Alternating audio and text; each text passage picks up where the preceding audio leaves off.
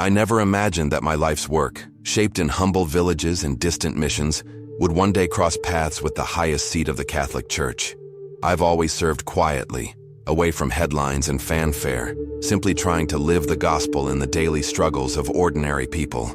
But something changed recently, something historic.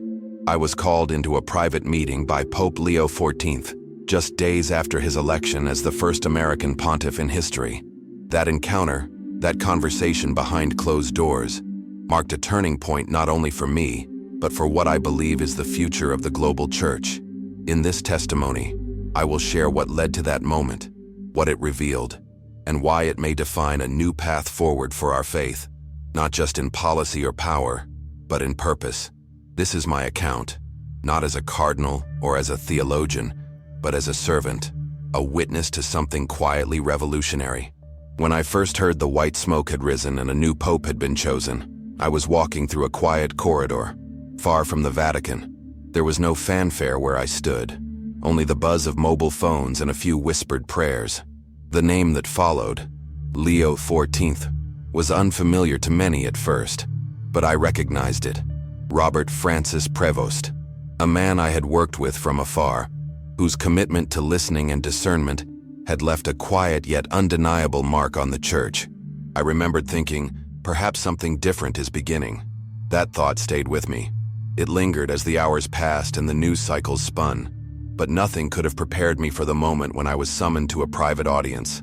No cameras, no staff, just us. When I received the invitation, it came with no agenda, just a time, a place, and a name. And I knew then this was not politics. This was something personal, something sacred, something that required more than titles. It required truth. The moment I stepped into the apostolic palace, a strange stillness surrounded me. There were no photographers waiting, no murmurs of media attention, just silence.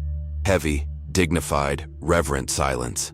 The kind you only find in places where decisions echo into the future. I carried no speech with me, no plan, no ambition, only prayer, because I believed this was not a meeting between institutions, but between two shepherds.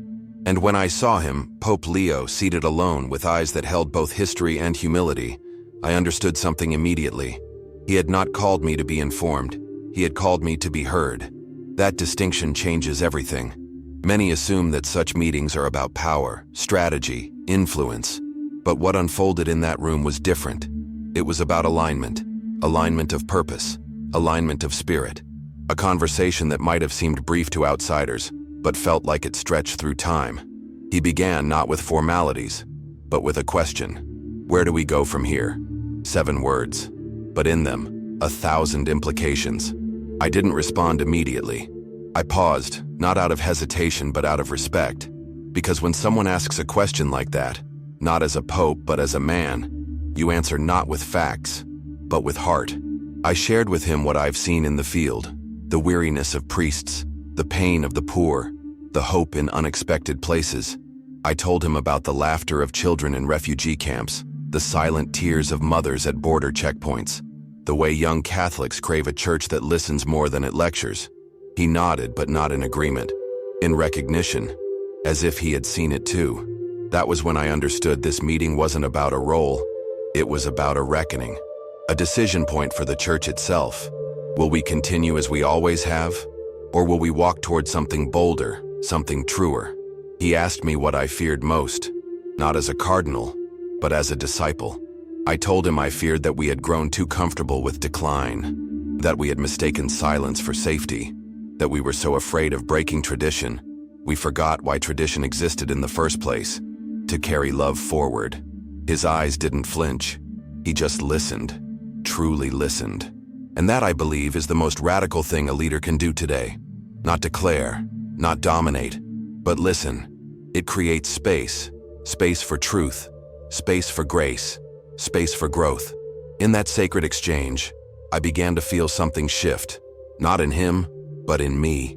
A sense that maybe, just maybe, the church wasn't simply entering a new era. It was returning to its core, to humility, to compassion, to Christ. And in that return, everything could be renewed. After nearly an hour, we stood. No documents were signed, no announcements were made. But I left that room with something far more powerful than a title. I left with conviction. A conviction that the church's future would not be decided by who holds the microphone, but by who kneels to wash feet. And if that's where Pope Leo is leading us, then I will follow.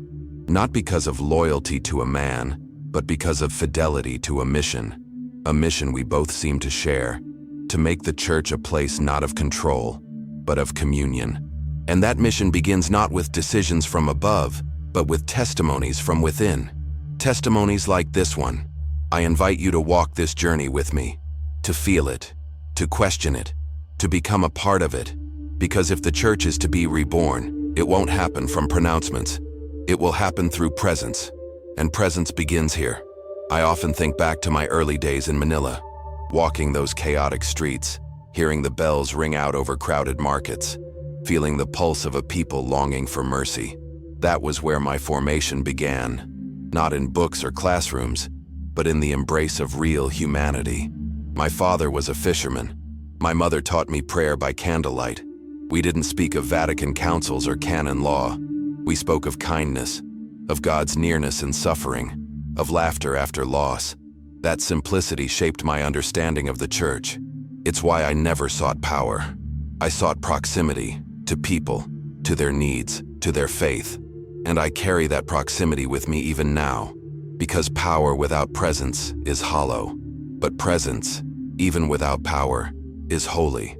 That is why I believe God called me not to rise, but to remain close, to remain honest, to remain ready.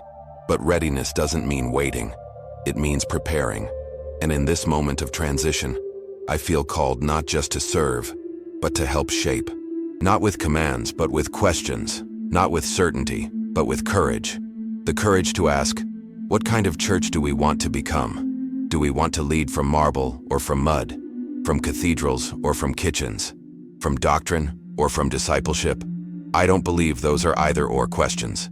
I believe they are both and, because the church must be rooted and reaching, grounded and growing, historical and hopeful. This is what I believe Pope Leo understands, and why our meeting was not a conclusion, but a beginning. The beginning of something quietly revolutionary, something that may not make headlines, but may change hearts. And in the end, isn't that the real measure of our faith? There is something sacred about slowness. In an age where urgency is mistaken for importance, Pope Leo's first decision to wait, to not rush into reforms, to not rearrange the Curia immediately, was a signal, not of uncertainty, but of spiritual discipline. He was telling us in silence that reflection must precede reform, that contemplation is not weakness, it's wisdom. And I remember sitting in that room, understanding that his pause was his proclamation, that the quietness was louder than any speech. We don't often talk about the virtue of restraint. We celebrate leaders who move fast, who dominate the conversation. But in our faith tradition, the greatest movements began in silence. Nazareth, the desert, the tomb. And perhaps now, once again, something is stirring, not in spectacle, but in stillness. And if you're listening closely, you can already hear it. This idea of listening before leading isn't just philosophical, it's pastoral. It's deeply real. When I visit communities across Asia, I don't find people hungry for more decrees. I find people yearning to be seen, heard, and loved. They ask questions with tears in their eyes. Does the church know we exist? Will anyone come for us? And now, for the first time in a long time, I believe the answer might be yes. Because Pope Leo doesn't speak in slogans. He speaks in the language of shepherds, in the language of presence. That language transcends regions and traditions. It enters into pain without needing to explain it away. And in that humility, trust is born. That's what I experienced in our conversation. Trust. Not built on political alignment or shared goals, but on shared grief for what has been lost and shared hope for what might still be found. We spoke of the marginalized, not just the economically poor, but the spiritually abandoned, the divorced, the disillusioned, the doubters. Pope Leo asked how we bring them back. I told him, we don't bring them back. We go to them. We sit where they sit. We suffer with them. That is evangelization today. It is not conquest. It is communion. And it requires a shift in posture, from pronouncement to presence. He nodded again, and for a long moment, said nothing. That silence was filled with meaning, because when someone chooses to carry the weight of others' wounds, they no longer speak quickly. They pause. They weep. They discern. That's how I know this moment matters. Not because of headlines or rumors, but because the Holy Spirit speaks most clearly in those who wait before acting. And I ask you now, what would change if we all paused first? If we all listened more than we explained? Some will ask, is this simply symbolism? A meeting? A gesture? Nothing more? And to that I say, symbolism is never just anything in the church. Our entire faith rests on signs: bread, wine, water, oil. A gesture in silence can shape history if it reflects the Spirit's movement. What we saw between Pope Leo and myself wasn't politics. It was the incarnation of a different kind of leadership. The kind that doesn't fear vulnerability, that doesn't hide behind institutions, that chooses dialogue over dominance. I left that meeting not with a new job, but with a renewed mission. And that is far more powerful, because titles expire, influence fades, but mission endures. If you feel disillusioned today, if you wonder whether the church still has room for you, I ask you to hold on, because something is changing, slowly, quietly, but undeniably. And your voice matters in that change. I believe the church is being invited into a new maturity, not one that abandons its past, but one that reclaims its prophetic heart. And prophets, contrary to popular belief, don't always shout. Sometimes they whisper. Sometimes they sit in the ashes and listen. That's what we're being called to now. A prophetic listening, a courageous tenderness. Pope Leo models that, not because he is perfect, but because he is willing. Willing to question, willing to pause, willing to say, I don't have all the answers, but I am here. That is what leadership looks like today. Not perfection, but presence. And presence, when rooted in love, transforms everything. I see it in small ways, in the smile of a refugee child, in the tears of a returning Catholic, in the silent prayers whispered in forgotten chapels. That is the church, not power, presence. And presence changes the world. We cannot underestimate what is possible when two shepherds walk together. One from the barrios of Manila, another from the missions of Peru. Different cultures, different journeys, but a shared center, Christ. That was the foundation of our meeting, not our roles, not our reputations, but our shared recognition that the church must return to Christ at the center, not as a symbol, but as a person who walked with the outcast, who fed the hungry, who forgave the sinner. When Christ is our center, everything else realigns, structures shift, priorities change, and people matter again. That's what Pope Leo wants. That's what I want. And I believe that's what many Catholics around the world are longing for. Not a church that imposes, but a church that accompanies. Not a church obsessed with rules, but a church radiant with mercy. So here is my invitation to you, the one watching. This is not just a story. This is a summons to reimagine what it means to believe, to lead, to belong. I'm not asking you to agree with everything. I'm asking you to listen, to reflect, to step into your own role in this renewal, because you are needed, not as a spectator, but as a participant. The church is not built by popes and cardinals alone. It is built by saints in silence, by prayers whispered by grandmothers, by teenagers choosing faith in secret, by fathers who return after years away. That is the church. That is the movement we're beginning to see rise again. A church less defined by its past failures and more animated by future hope. A church that doesn't flinch from the cross, but finds resurrection on the other side. Let me close with this. What happens next will not be decided by Vatican protocols alone. It will be shaped by every yes spoken in faith, every act of reconciliation, every voice that dares to believe again. Pope Leo and I didn't map out a 5-year plan. We didn't write a manifesto. We simply prayed, we shared, we trusted. And in that space I remembered why I first became a priest. Not to be in power, but to be in presence. If you've been waiting for the church to come alive again, this is your sign. Not because everything is fixed, but because something has begun. A new chapter, a new call, a new courage. I don't know where this path leads fully, but I know who walks it with us, and that is enough. And now, as I reach the end of this testimony, I want to leave you with more than just words. I want to leave you with an invitation, not just to reflect, but to respond. What we've shared here isn't a story locked in Vatican walls. It's a story unfolding in your life, in your parish, in your family, in your heart. The church is not a distant institution. It's a living body, and you are part of it. If this testimony stirred something in you, a memory, a question, a longing, don't let it fade. Act on it.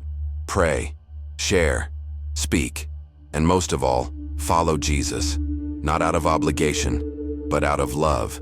That is the path Pope Leo walks. That is the path I walk. And it's the path open to each of us, starting today. So I ask you now, if you believe the church can be renewed, if you believe we can lead with love and not fear, then stand with us. This isn't a moment for silence. It's a moment for witness. Subscribe to this channel and stay connected to this journey.